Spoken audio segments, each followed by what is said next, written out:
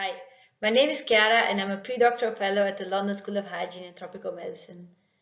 I'm interested in the commercial determinants of health, which are factors that influence health which stem from a profit motive. Today I'm going to tell you more about a framing analysis of the alcohol policy-making process, which is a project I led to feed into two of my doctoral fellowship applications. So the aim of this research is to assess how different stakeholders in the alcohol policy making process use framing to define the harmful use of alcohol, its causation, its possible solutions, and how this framing is then justified and sustained. Framing is a way of assigning meaning to issues and events and promoting a particular way of seeing the world, which can then later become an established objective reality. In the policymaking process, actors use framing to set the agenda, to influence how problems are understood and what policy solutions are considered. In this light, identifying dominant framing can give insights into policymaking processes. To gain a better understanding of the framing used in the alcohol policymaking process, we identified data from a consultation that was held by the World Health Organization in 2019.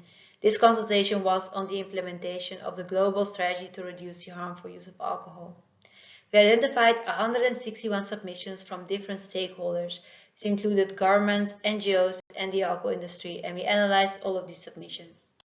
What we learned from our analysis is that alcohol harms and solutions are conceptualized very differently by different stakeholders. Industry stakeholders and a small group of governments framed alcohol harms as a problem of individual responsibility, with largely individual consequences. Therefore, this would require targeted interventions such as education campaigns, despite the evidence that regulation is much more effective. On the other hand, governments, NGOs, and academic institutions framed alcohol as a collective problem that goes far beyond health. Therefore, this would require restrictions on the availability and the affordability of alcohol products. What is notable is that this group also calls for restrictions on the interference of alcohol industry in policy making. Given the divergence in framing between different stakeholder groups, there's a need for greater consideration of the interests that are served by these different framings and how closely they align with public health and health equity ambitions. Understanding this is first of all a precondition for countering misleading frames and developing frames that are based on public health evidence. Secondly, it's important that policymaking at both local and national level is free from excessive bias and as evidence-based as possible.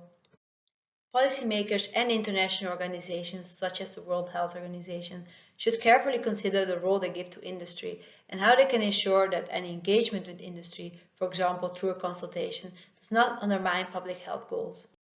Thank you very much for your attention. If you have any questions about this research or the doctoral fellowship application that I wrote using insights from this framing analysis, then please contact me and I'll be very happy to answer them.